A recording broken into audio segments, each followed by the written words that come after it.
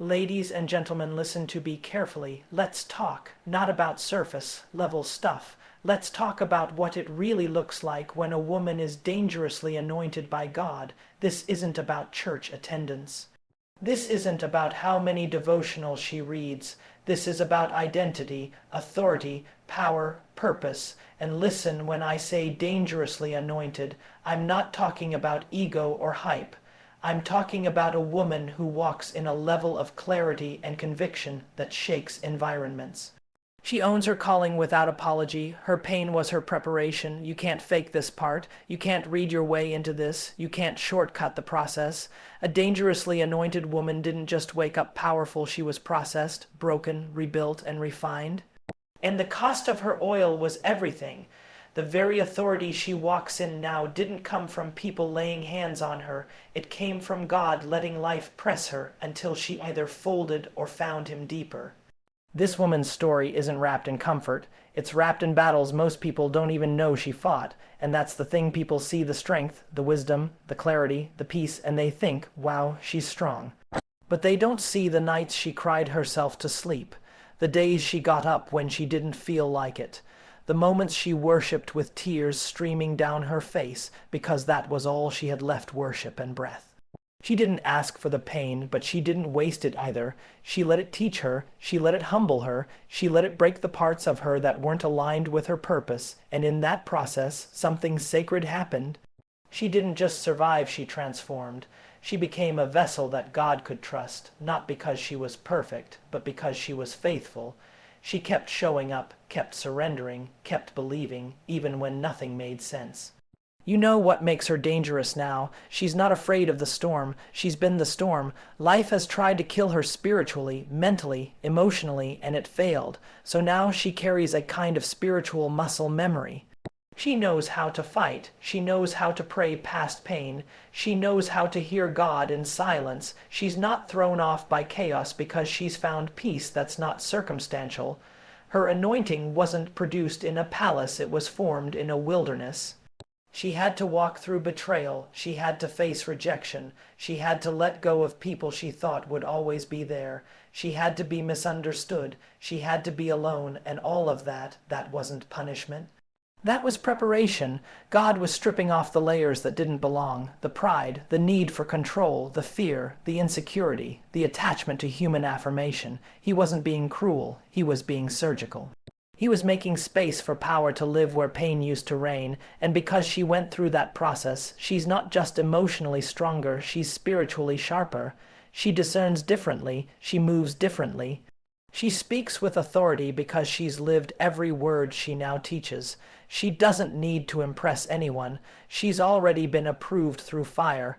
So when she walks into a room, she's not loud because she wants attention. She's clear because she's been through enough to know what matters. When she encourages someone, she's not giving cliches, she's giving truth born out of battle. When she prays, heaven listens, not because she's perfect, but because she's persistent and pure-hearted. Her pain didn't disqualify her. It certified her. It made her real. It made her relatable. It made her reliant on God in a way that textbooks and podcasts can't teach. She knows what it's like to be crushed and still choose to worship.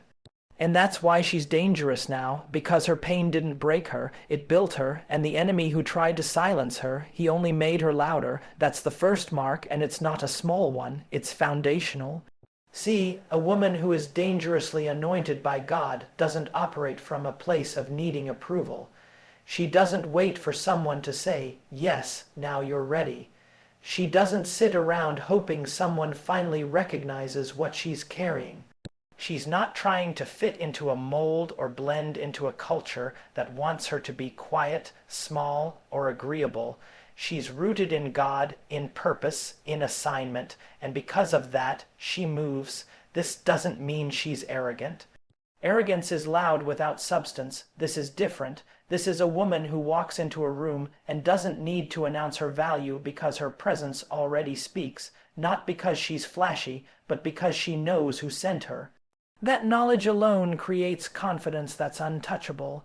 It's the kind of inner resolve that says, God gave me this voice, God gave me this vision, God gave me this burden, so I'm going to move in it. fully, boldly, even if it makes people uncomfortable. This type of woman doesn't need a stage. She doesn't need a microphone. She could be raising children, leading a business, building quietly behind the scenes, or speaking life into people nobody sees. And yet, she knows that what she's doing matters, it carries weight, it's kingdom work, and because of that, she doesn't minimize it, she doesn't downgrade it to seem humble, she doesn't edit herself to seem more palatable. The anointing on her life requires that she show up unfiltered, aligned, and unapologetic. This calling she walks in, it's not trendy, it's not curated for Instagram, it's not built on popularity. It was birthed in prayer, confirmed in isolation, and tested in fire. So when people question it, she doesn't flinch. She doesn't explain herself to small-minded critics. She's too focused, too anchored, too clear on what God said to be swayed by what people think. And here's the part that shakes systems. She's not waiting for permission from institutions, from people in power, or from religious gatekeepers to do what God already commanded her to do.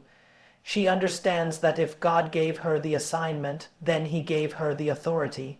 She doesn't misuse it. She doesn't exploit it, but she walks in it because she's been given it. This woman, she's dangerous not because of how loud she is, but because of how committed she is to the work, to the calling, to the truth. She doesn't need to trend. She just needs to obey. She doesn't need the spotlight. She just needs to keep walking in the light God gave her, and this makes her a disruptor. Because the world loves confident men, but when a woman is confident and convicted and clear, people get uncomfortable. But she's not here to coddle people's comfort zones. She's here to bring light into dark places and truth into compromised cultures. She is not just a woman with potential. She is a woman with purpose, and that scares those who benefit from her silence. So no, she doesn't apologize for being too passionate, too direct, too focused, too spiritual, too anything. Because her too much is exactly what God will use to shift things. She knows who she is. She knows why she's here, and she's not waiting another day to walk in it. She's both gentle and ruthless. That combination is rare, and it's what makes her a force. Most people are either or. They lean into kindness or they lean into strength. But a dangerously anointed woman has learned how to carry both, not just because she wants to, but because she has to. It's part of her design. God equipped her with the capacity to nurture and the power to confront. She can be the calm in someone's chaos and the storm in the enemy's camp all in the same breath. Her gentleness is not weakness. It's intentional, it's authority under control, when she listens to someone with empathy, when she serves others with grace, when she comforts the hurting or holds space for someone's healing. That's not softness, that's strategy. She knows that real power isn't proven by volume, it's proven by presence, and her presence is one of peace, even when everything around her is falling apart. But make no mistake, she's not to be played with. Because the same woman who prays quietly in the morning will go to war spiritually in the evening if she has to. She's ruthless where it counts. She doesn't tolerate lies. She doesn't entertain confusion. She doesn't make room for compromise just to keep people happy. She sees through manipulation. She recognizes distractions. And when she senses a threat to her peace, her purpose, or her people, she moves with precision. She's the woman who can hold a baby in one arm and intercede in spiritual warfare with the other, the one who can speak a word of encouragement and then set a boundary with absolute clarity. She's mastered the art of balance, soft hands, steel spine. And that didn't happen overnight. That was learned. That was forged through experience, failure, growth, and intimacy with God. What sets her apart is her discernment. She doesn't react, she responds. And her responses are not emotional guesses. They are guided by a spirit-led awareness of what's really happening beneath the surface. She sees what's not being said. She hears what's not being spoken. She knows when to stay silent and when to raise her voice, and when she raises it, it's not for attention, it's to shift something in the atmosphere. Her ruthlessness isn't about aggression, it's about alignment. She refuses to let lies linger. She refuses to let fear dictate her decisions. She cuts off anything that competes with her calling, no matter how familiar or comfortable it may be, and that kind of decisiveness isn't harsh, it's holy.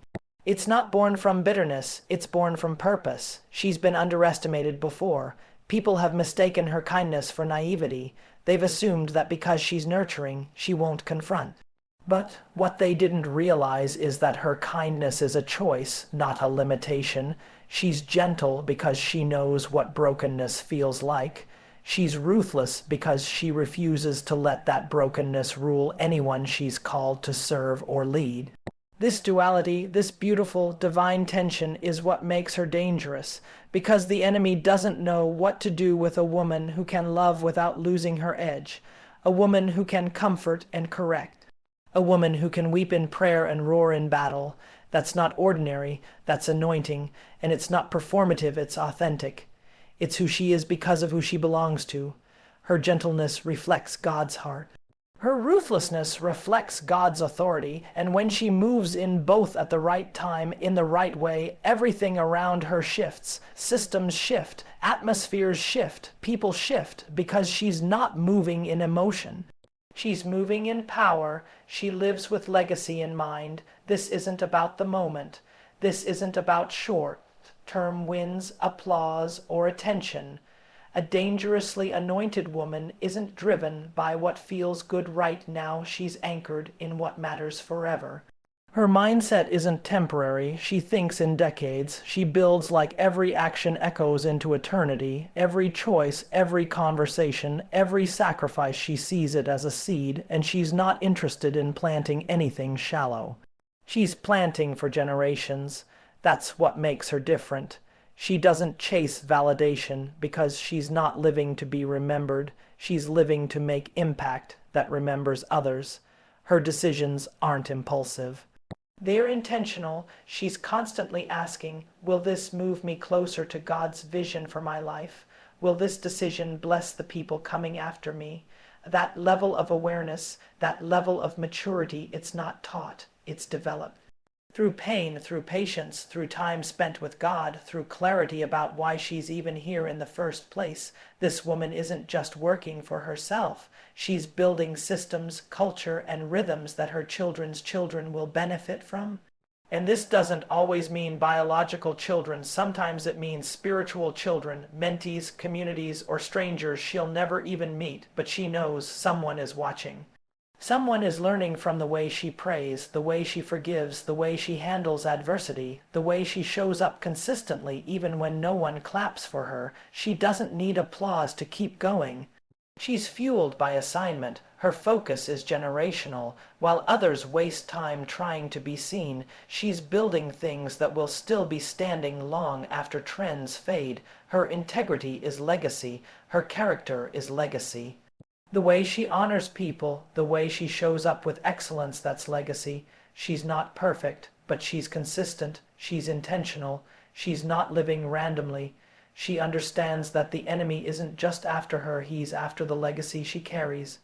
And that awareness makes her dangerous, because she guards what's sacred. She protects what's holy. She doesn't entertain distractions because she knows that one compromised moment can cost years of progress. And she's not about to give the enemy that kind of access. She lives like every day matters, like time is sacred, like the people around her are valuable. She doesn't waste her influence.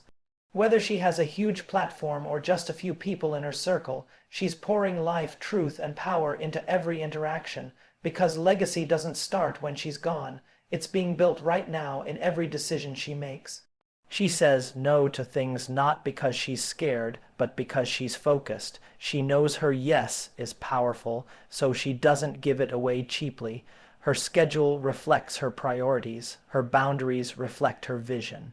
Her habits reflect her future. That's not control, that's stewardship, that's kingdom-minded living, and it's not just about leaving a name behind. It's about leaving a standard, a rhythm, A faith walk so real that the people who come after her don't have to guess what obedience looks like.